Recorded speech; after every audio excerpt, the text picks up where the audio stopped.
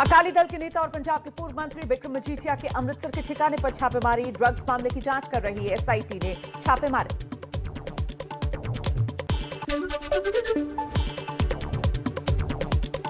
Drugs case में अकाली नेता विक्रम मजीठिया को कल बड़ा झटका लगा था। हाईकोर्ट ने मजीठिया की अग्रिम जमानत याचिका रद्द कर दी।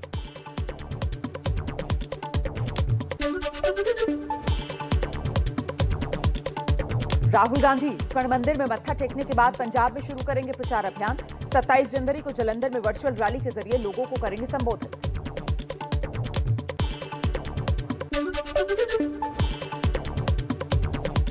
पंजाब में काली माता मंदिर में बेअदबी को लेकर बवाल है। आरोपी की पहचान हो गई। हिंदू सुरक्षा समिति ने आज पटियाला बंद का ऐलान किया। केजरीवाल ने पंजाब का माहौल खराब करने की साजिश का आरोप लगाया।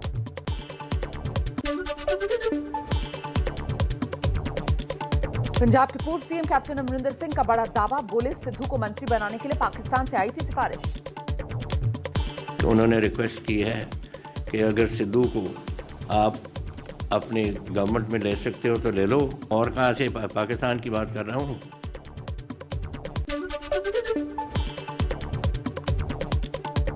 कांग्रेस नेता सुप्रिया श्रीनेत ने कहा कैप्टन अमरिंदर सिंह शर्मनाक बयान दे रहे हैं। अगर ये सच है तो उन्होंने ऐसा किया क्यों? कैप्टन साहब जिस तरह की बातें कर रहे हैं मुझे लगता है शर्मनाक है। इस तरह की बातें करना गलत है और अगर ऐसा था तो आपने ये क्यों किया?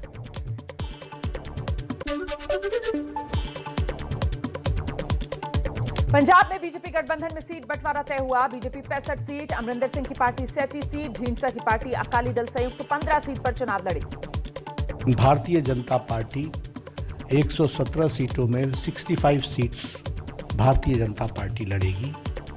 हमारे पंजाब लोक कांग्रेस कैप्टन अमरिंदर सिंह जी के नेतृत्व में 37 सीट्स लड़ेंगी।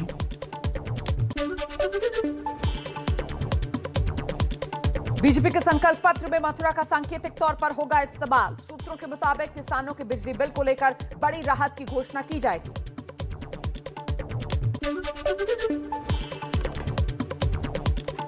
यूपी में 26 जनवरी के बाद मैदान में उतरेंगे बीजेपी के बड़े नेता। सूत्रों के मुताबिक अमित शाह करेंगे मथुरा और गौतम बुद्ध नगर का दौरा। 27 जनवरी को बागपत गाजियाबाद में रहेंगे राजनाथ सिंह।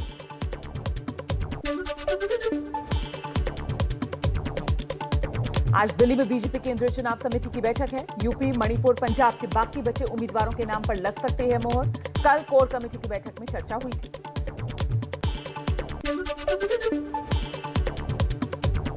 पंजाब और यूपी विधानसभा चुनाव के तीसरे चरण के लिए आज से नामांकन। 16 जिलों की 59 सीटों पर पर्चा भरेंगे प्रत्याशी।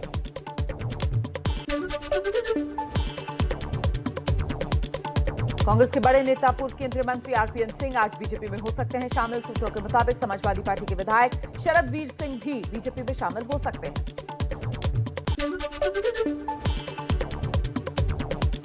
कांग्रेस केंद्रीय चुनाव समिति की भी आज शाम 5 बजे बैठक। यूपी विधानसभा चुनाव के लिए उम्मीदवारों के नाम पर चर्चा होगी। अब तक 166 प्रत्याशियों के नाम का हो चुका है ऐलान।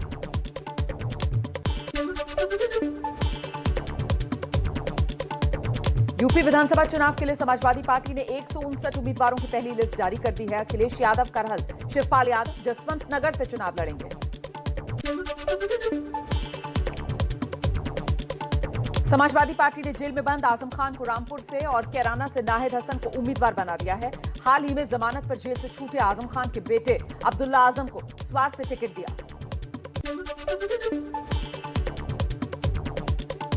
समाजवादी पार्टी की लिस्ट पर बीजेपी का निशाना। संबित पात्रा ने ट्वीट किया, समाजवादी पार्टी की मजबूरी है, गुंडों अपराधियों को प्रत्याशी बनाना जरूरी है।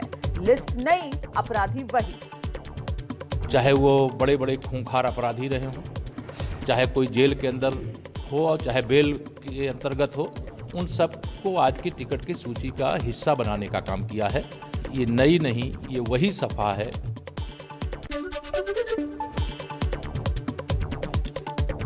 बीजेपी के हमलों पर समाजवादी पार्टी ने पलटवार किया। कहा सरकार के पास गिराने के लिए काम नहीं, इसीलिए लिस्ट पर भारतीय जनता पार्टी डरी हुई है और वो जान रही है कि उसका सुपड़ा साफ होने जा रहा है। सरकार के पास कोई बात गिनाने को नहीं है, कोई काम गिनाने को नहीं है, तो हमारी लिस्ट पर सवाल खड़ा कर रही है।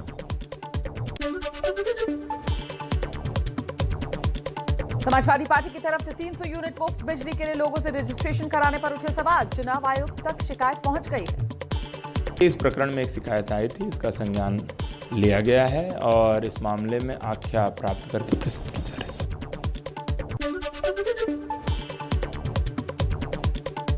राजनीतिक दलों को मुफ्त चीजों का वादा करने से रोकने की मांग वाली याचिका पर आज सुप्रीम कोर्ट में सुनवाई है। याचिका में कहा गया है कि ये घोषणा रिश्वत देने जैसी।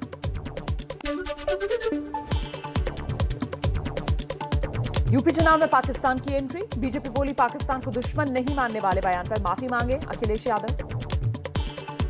अखिलेश यादव जी का कहना कि वो पाकिस्तान को भारत का असली दुश्मन नहीं मानते, तुरंत अखिलेश जी को अपने इस बयान पर पश्चाताप करना चाहिए, क्षमा याचना करें।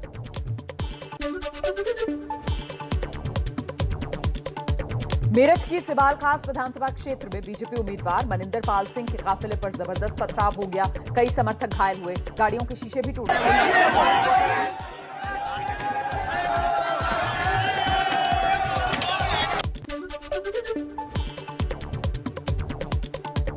उत्तराखंड विधानसभा चुनाव के लिए कांग्रेस ने 11 उम्मीदवारों की दूसरी लिस्ट जारी की। रामनगर से हरीश रावत उम्मीदवार होंगे। लैंसडाउन से हरक सिंह रावत की बहू अनुकृति को टिकट दिया।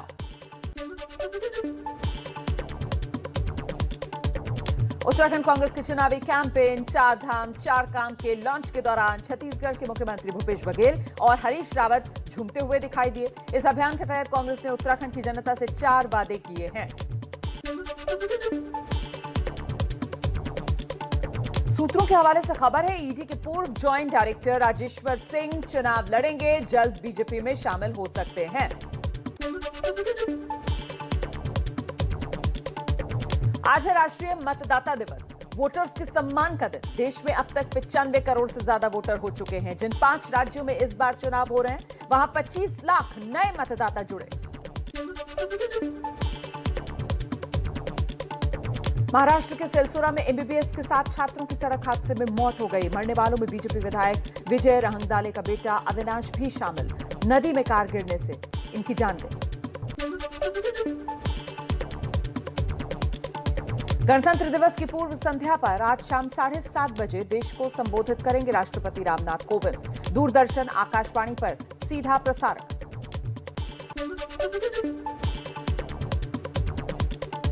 26 जनवरी को इस बार राष्ट्रपति भवन में एट होम रिसेप्शन का आयोजन नहीं होगा। कोरोना के बढ़ते मामलों की वजह से यह फैसला।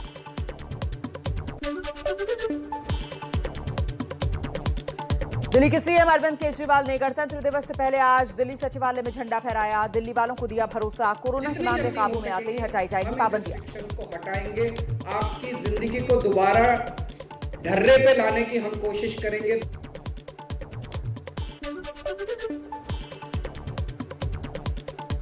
गणतंत्र दिवस के मौके पर आज वीरता पुरस्कार का ऐलान होगा। पद्म पुरस्कारों की भी घोषणा संभव। गणतंत्र दिवस पर ट्रैफिक को लेकर दिल्ली पुलिस की एडवाइजरी। आज शाम 6 बजे से विजय चौक से इंडिया गेट तक ट्रैफिक पर रोक। रात 11 बजे से रफी मार्ग, जनपद, मानसिंह मार्ग भी बंद रहेंगे।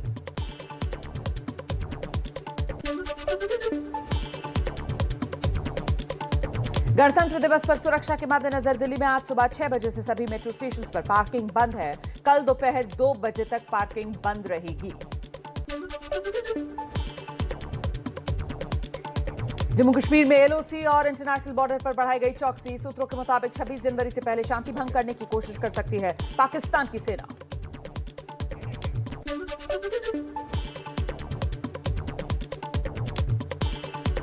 पटना में छात्रों पर लाठीचार्ज को लेकर पप्पू यादव ने सीएम नीतीश कुमार को दी चुनौती।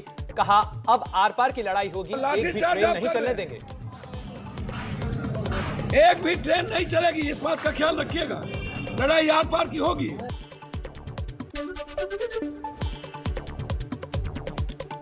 बिहार के आरा में भी रेलवे और एनटीपीसी परीक्षा में धांधली का आरोप लगाकर हजारों छात्र रेलवे ट्रैक पर उतरे। कई घंटे तक बंद रही ट्रेनों की आवाजाही।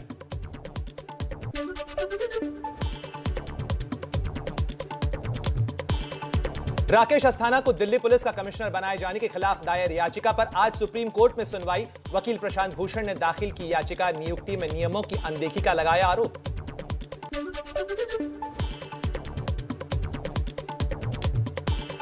देश में पिछले 24 घंटों के दौरान कोरोना के 2,55,000 से ज्यादा नए केसेस सामने आए। कुल एक्टिव केसेस की संख्या 22 लाख के पार पहुंची।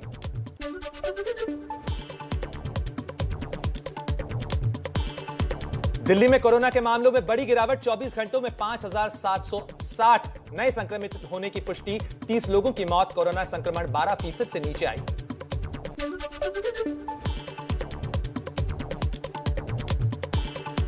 दिल्ली में 27 जनवरी को डीडीएमए की बैठक। वीकेंड कर्फ्यू और बाजारों से ऑड इवन व्यवस्था खत्म करने को लेकर हो सकता है फैसला।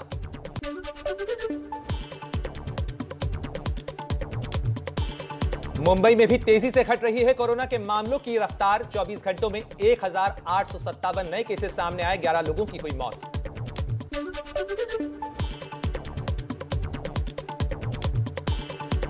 कोरोना पर डब्ल्यूएचओ चीफ की चेतावनी। बोले ओमिक्रॉन की आखिरी वेरिएंट समझना खतरनाक होगा।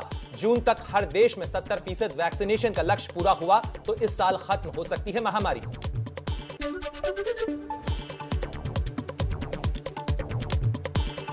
एनसीपी अध्यक्ष शरद पवार भी हुए कोरोना संक्रमित। पीएम मोदी ने फोन कर शरद पवार का हाल भी जाना।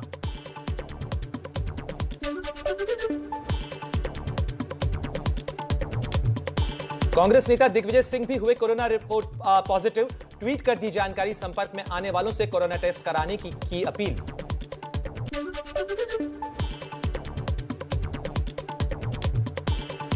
दिल्ली में कड़ाके की ठंड की वजह से मुश्किल में बेघर लोगों की जान। सेंटर फॉर होलिस्टिक डेवलपमेंट के नाम के एनजीओ ने दावा किया जनवरी में ही ठंड से फुटपाथ पर सोने वाले 145 लोगों की जान गई।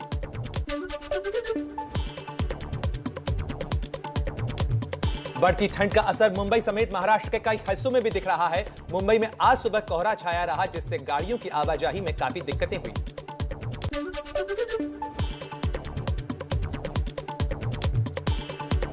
मुंबई में भी बेमौसम बरसात के बाद तापमान में बड़ी गिरावट। 15 डिग्री तक पहुंचा न्यूनतम तापमान। अलाव जलाकर ठंड से बचाव की कोशिश कर रहे लोग।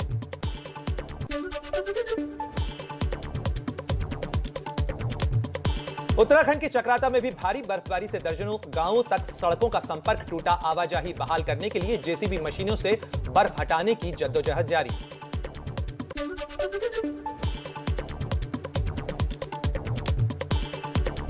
पहाड़ी राज्यों में जबरदस्त बर्फबारी जारी। हिमाचल में के शिमला में समेत 4 जिलों में शून्य के नीचे पहुंचा पारा। लाहौल स्पीति के केलांग में तापमान माइनस से 9 डिग्री नीचे। बारिश बर्फबारी की वजह से राज्य में 3 नेशनल हाईवे समेत 685 सड़कें बंद।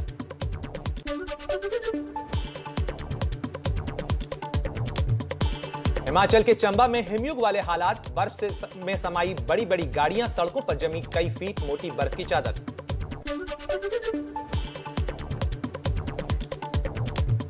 हिमाचल प्रदेश की राजधानी शिमला में बर्फीला मौसम। कड़ाके की ठंड और कोहरे के बीच बड़ी संख्या में पहुंच रहे हैं पर्यटक भी।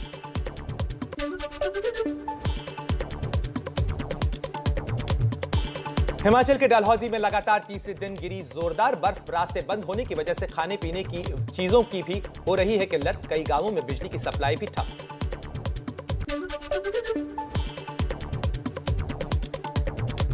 हिमाचल के सिरमौर में भारी बर्फबारी की वजह से बीच रास्ते में फंसे बाराती जेसीबी मशीन पर बैठाकर दूल्हे को शादी के लिए लड़की के घर तक पहुंचाया गया। में बढ़ोतरी के संकेत और रूस यूक्रेन में युद्ध के हालात का असर है।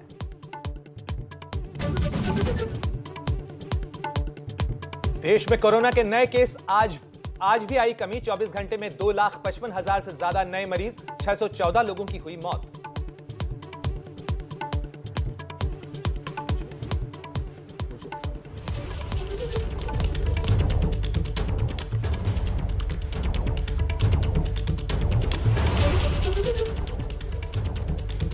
नमस्कार, खबर दिन भर में आपका स्वागत है। आपके साथ हूं मैं प्रणय उपाध्याय।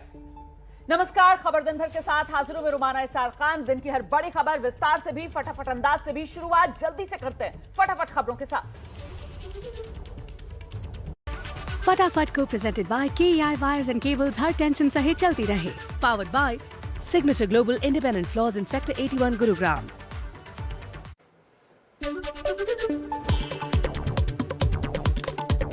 अकाली दल के नेता और पंजाब के पूर्व मंत्री बिक्रम मजीठिया के अमृतसर के ठिकाने पर छापेमारी। ड्रग्स मामले की जांच कर रही है SIT ने छापे मारे।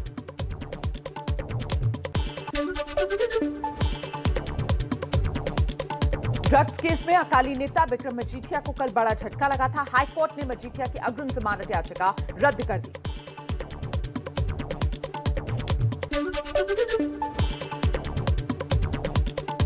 राहुल गांधी स्वर्ण मंदिर में मत्था टेकने के बाद पंजाब में शुरू करेंगे प्रचार अभियान। 27 जनवरी को जलंधर में वर्चुअल रैली के जरिए लोगों को करेंगे संबोधित।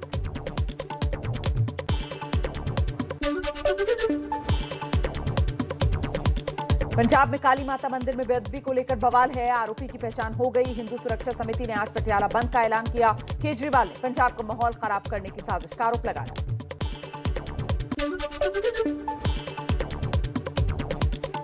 पंजाब के पूर्व सीएम कैप्टन अमरिंदर सिंह का बड़ा दावा। बोले सिद्धू को मंत्री बनाने के लिए पाकिस्तान से आई थी सिफारिश। उन्होंने रिक्वेस्ट की है कि अगर सिद्धू को आप अपनी गवर्नमेंट में ले सकते हो तो ले लो। और कहां से पाकिस्तान की बात कर रहा हूं।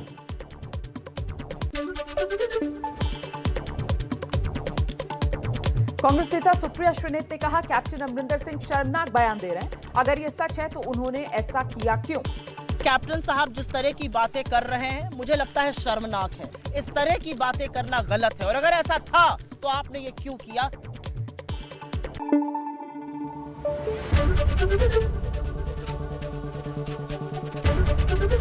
एबीपी न्यूज आपको रखे आगे।